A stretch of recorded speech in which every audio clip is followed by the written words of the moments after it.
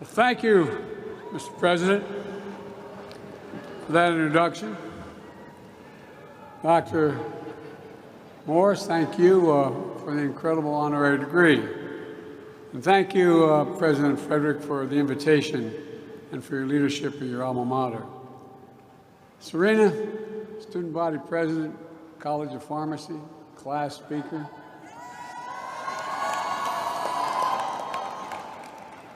And just remember, when you're President of the United States and they say Joe Biden's out in the waiting room to say hello, promise me you will not say Joe who, right? You all think I'm kidding. To the distinguished faculty and staff, thank you for having me, and to the parents and families in the class of 2023, congratulations. And by the way, we will get to giving you your degrees. I promise that's coming. You are here with the heart and through the heartache, through blood, sweat, and tears of everything that's come before, for everything yet to come. You're here at the new moment of hope and possibilities. For graduates, before we begin, as mentioned many times, tomorrow's Mother's Day. Stand for your mothers and grandmothers. Stand and thank them.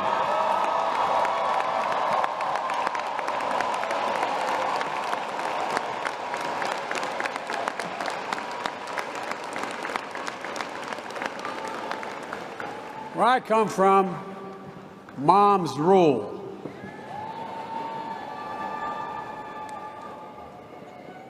To my friend, and he is my friend, Congressman Jim Clyburn, the thing that I admire most about you, Jim, is your absolute integrity in everything you do. In everything you do. This is a man of honor. I attended South Carolina State University's commencement as Jim received his degree he earned 60 years ago, but never got a chance to receive it in person. Jim, it's an honor to join you here today and receive an honorary degree from this great university. And it's truly special to join fellow honorees, Prime Minister Rowley. Prime Minister, I didn't know you were so talented. I just thought you were a foreign policy, Latin American guy. We got to talk. All kidding aside, thank you for being a strong partner in the Caribbean and for addressing climate change and supporting democracies across the Western Hemisphere. I'm also honored that, as a person here today, Dr. Tony Allen. He's president of my home state, BCU, Delaware State University, where I got politically started. I was fortunate to have Tony as a Senate staffer for a long time. Then he got his PhD, had a distinguished career in business, and became president of HBCU. Now Tony chairs my White House Board of Advisors on HBCUs, which is designed to support and advance HBCU excellence with a lot more money. I'm also proud to say that we're the first White House to formally convene where the real power is, the Divine Nine. Oh, y'all think I'm kidding. Not a joke.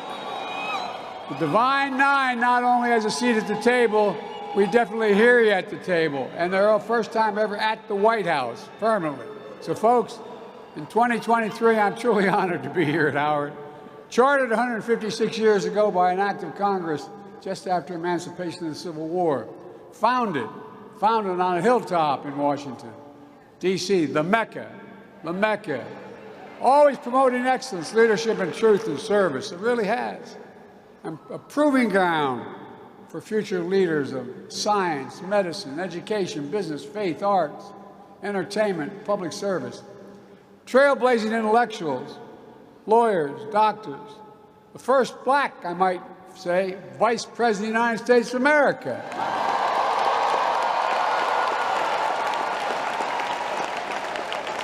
I'll say that again. Kamala sends her love, and she sent a clear message that today I have the privilege, she points out, of speaking at the real HU.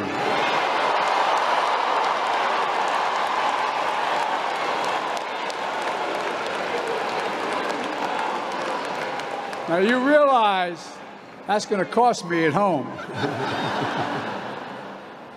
There's enormous pride in this university, founded in the verses of Howard Anthem, and I quote, "Reared against the eastern sky, proudly there on hilltop high, there she stands for truth and right, sending forth her rays of light." It matters. It matters. It matters. We're living through one of the most consequential moments in our history, with fundamental questions at stake for our nation. Who are we? What do we stand for? What do we believe? Who will we be? You're going to help answer those questions. Let me take you back to January 2009. I stood in Wilmington, Delaware, on the train station of Amtrak, carrying my folder, waiting to be picked up by a guy named Barack Obama, the first black man elected president of the United States. I was there to join him as vice president on the way to historic inauguration in Washington. A moment of extraordinary hope, but also as I stood there, and this is the God's truth, I couldn't help think about another day I stood there. It wasn't much more than your age. I just got out of law school. I'd gone to work for a big firm, but my state, because of when Dr. King was assassinated, parts of my city were burned to the ground. We had a very conservative governor. He stationed a National Guard in every corner with drawn bayonets for 10 months. I quit and became a public defender. I used to have to introduce my clients. No, that's not so noble. I had to interview my clients down at the Wilmington train station when they were arrested. On the east side, that's where they'd be taken. In the aftermath of the riots that burned Wilmington following his assassination. In 2009, while waiting for Barack, I was both living history at the same time I was reliving it. A vivid demonstration when it comes to race in America. Hope doesn't travel alone. It's shadowed by fear, by violence, and by hate. But after the election and the re-election of the first black American president, I had hope that the fear, violence, and hate was significantly losing ground. The fields were literally with torches, carrying Nazi banners from the woods and the fields, chanting the same anti-Semitic bile heard across Europe in the 30s, something I never thought I would ever see in America. Accompanied by Klansmen and white supremacists, emerging from dark rooms and remote fields and the anonymity of the internet, confronting decent Americans of all backgrounds, standing in their way into the bright light of day. And a young woman, objecting to their presence, was killed. And what did you hear? That famous quote when asked about what happened. That famous quote, "There are very fine people on both sides." That's when I knew, and I'm not joking, that's when I knew I had to stay engaged and get back into public life. No, I don't say it for that reason. I say it for the journey. I don't have to tell you that fearless progress toward justice often meets ferocious pushback from the oldest and most sinister of forces. That's because hate never goes away. I thought when I graduated we could defeat hate, but it never goes away. It only hides under the rocks. And when it's given oxygen, it comes out from under that rock.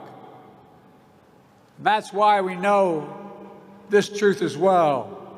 Silence is complicity. It cannot remain silent. We have to live through this battle for the soul of the nation. And it is still a battle for the soul of the nation. What is the soul of a nation? Well, I believe the soul is the breath, the life, the essence of who we are. The soul makes us us. The soul of America is what makes us unique among all nations. We're the only country founded on an idea, not geography, not religion, not ethnicity, but an idea. The sacred proposition rooted in Scripture and enshrined in the Declaration of Independence that we're all created equal in the image of God and deserve to be treated equally throughout our lives. While we've never fully lived up to that promise, we never before fully walked away from it. We know that American history has not always been a fairy tale. From the start, it's been a constant push and pull for more than 240 years between the best of us, the American ideal that we're all created equal, and the worst of us, a harsh reality that racism has long torn us apart. It's a battle that's never really over.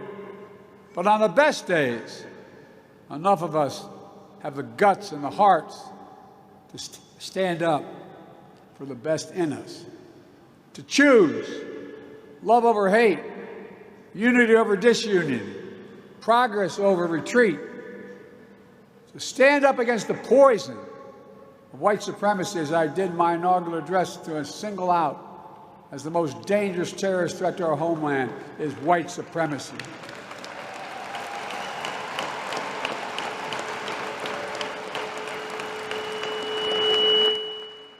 And I'm not saying this because I'm at a black HBCU. I say it wherever I go. To stand up for truth over lies, lies told for power and profit. To confront the ongoing assault to subvert our elections, suppress our right to vote. That assault came just as you cast your first ballots in 20 and 22. Record turnouts. You delivered historic progress. I made it clear that Americans of all backgrounds, have an obligation to call out political violence that has been unleashed and emboldened. As was mentioned already, bomb threats to this very university and HBCUs across the country. To put democracy on the ballot, to reject political extremism and reject political violence, protect fundamental rights and freedom for women to choose, for transgender children to be free, for affordable health care and housing, for the right to raise your family and retire with dignity, to stand with leaders of your generation who give voice to the people demanding action on gun violence, only to be expelled from state legislative bodies, to stand against books being banned and Black history being erased. I'm serious, think about it. To stand up for the best in us. And today I come here to Howard to continue the work to redeem the soul of this nation, because it's here where I see the future, and that's not hyperbole. We can finally resolve those ongoing questions about who we are as a nation that put strength of our diversity at the center of American life. The future that celebrates and learns from history, a future for all Americans, a future I see you leading, and I'm not, again, exaggerating. You are going to be leading it. Again, let's be clear. There are those who don't see you and don't want this future. There are those who demonize and pit people against one another. And there are those who do anything and everything, no matter how desperate or immoral, to hold on to power. And that's never going to be an easy battle. But I know this, the oldest, most sinister forces may believe they'll determine America's future, but they are wrong. We will determine America's future. You will determine America's future. And that's not hyperbole. No graduating class gets to choose the world into which they graduate. Every class enters the history of a nation up to the point it has been written by others. But few classes, once in every several generations, enters at a point in our history where it actually has a chance to change the trajectory of the country. You face that inflection point today. And I know you'll meet the moment. I just think about the many ways you already have. With your voices and votes, I was able to fulfill my commitment to put the first black woman on the Supreme Court of the United States of America. And by the way, she's brighter than the rest. She is one bright woman. Because of you, more black women have been appointed to the federal appellate courts than under every other president in American history combined. And by the way, I mean it. I mean it because of you. Because of you. You turned out. You spoke up. You knew. You showed up and the votes counted. And you made people say, whoa, wait a minute. What price will I pay if I don't do the following? You feel the promise and peril of climate change. Because of you, we're making the biggest investment ever in the history of the world in climate change. Don't ever think your voice doesn't matter. I'm keeping my promise that no one should be in jail merely because of using and possessing marijuana. Their record should be expunged. Just expunged. My student debt relief plan would help tens of millions of people, especially those on Pell Grants. 70% of black college students receive Pell Grants. Many of you, the savings would be significant in even wiping out student debt completely for some. But this new Republican Party is dead set against it, suing my administration to stop you from getting student debt relief.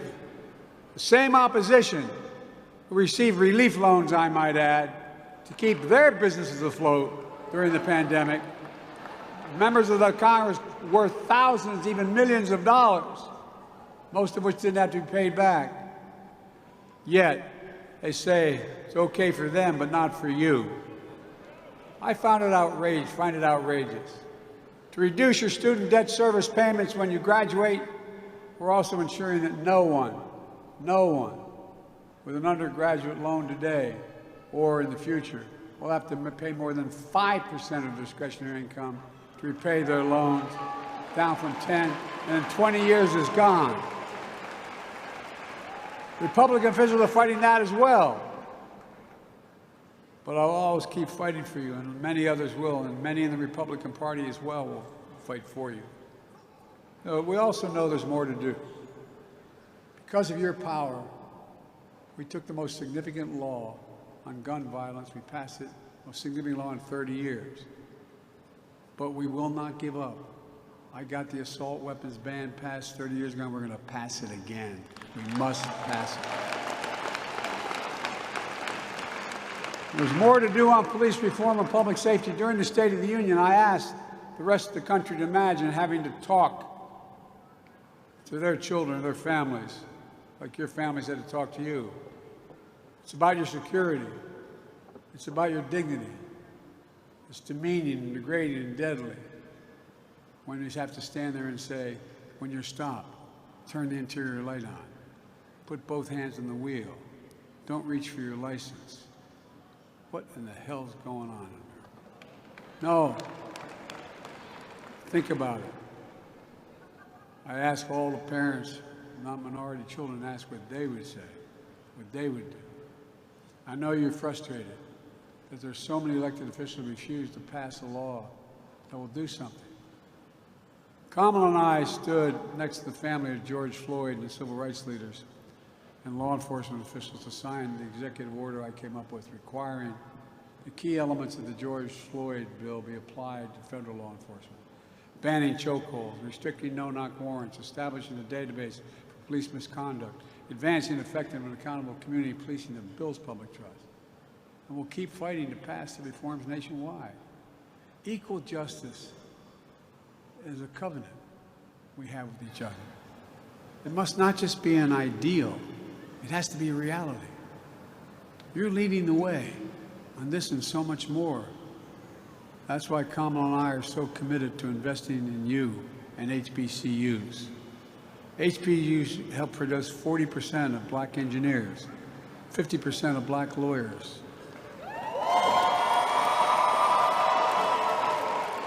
70% of black doctors and dentists. 80% of black judges. Look, we see HBCU excellence in every day with staff at every level at the White House and administration. Because I decided when I was elected, I promised I was going to have my administration look like America. But we all know that HBCUs don't have the same endowments and funding as other major colleges and universities. For example, denying the opportunity to build and fund research labs that will lead to new technologies and good-paying jobs. That's why I asked them, we've invested $6 billion in counting in HBCUs, including to create new research and development labs that prepare students for jobs of the future in high-income fields from cybersecurity, engineering, biochemistry, healthcare. Standing here, I think the last time I came to Howard with President Frederick and others was in my final year as vice president to host the Cancer Moonshot on campus, because you're leading the way. You're the scientists, the doctors, the advocates who will bring and do big things like ending cancer as we know it, and even curing some cancers, which we're on their way of doing. You're the diplomats and global citizens making democracy work for people around the world. Lawyers defending our rights, artists shaping our culture. Fearless journalists. This is real, though. This is what you're doing. Fearless journalists and intellectuals pursuing the truth and challenging convention. You're the leaders of tomorrow, but it's coming on you really quickly. Because of you, I see a future we can finally move away from the narrowed and cramped view that the promise of America is a zero-sum game. If you succeed, I fail. If you get ahead, I fall behind. And maybe worst of all, if I can't hold you down, I can't lift myself up. Instead of what it should be, if you do well, we all do well. That's what I see. That's what I see in America. And more Americans are. The future of possibilities for all Americans. Look, no matter that future, what it holds, my sincere hope is that each of you find a sweet spot between happiness, success, and ambition. A good life, a life of purpose. Because here's the thing, you don't know where or what fate will bring you or when. You just have to keep going. You have to just keep the faith. You have to just get up. And you can find the balance between ambition and happiness and success. That good life, of purpose, of family. And as you know here at Howard, of excellence, leadership, and truth and service. There's no quit in you. There's no quit in America. So let me close with this. In our lives, in the life of the nation, we know that fear can shadow hope. But it's also true that hope can defeat fear. In January 2021, I stood in the U.S. Capitol to be inaugurated as President of the United States. Just days before, on that very spot, a violent insurrection took place, a dagger at the throat of democracy. For the first time in our history, an attempt to stop the peaceful transfer of power in this country. And they failed. Our democracy held. Again, hope prevailed. And this time, I was standing with a black woman about to take a 2-mile procession down Pennsylvania Avenue as President and Vice President of the United States of America. And who was marching alongside her? The Howard University Marching Band in lockstep and solidarity. You were.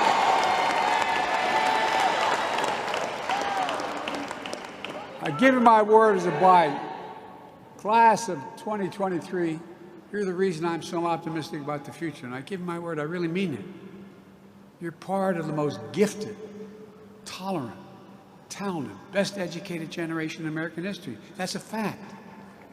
And it's your generation, more than anyone else's, will answer the questions for America. Who are we? What do we stand for? What do you believe? What do we believe? What do we want to be? I'm not saying you have to share this burden all on your own. The task at hand ahead is the work of all of us.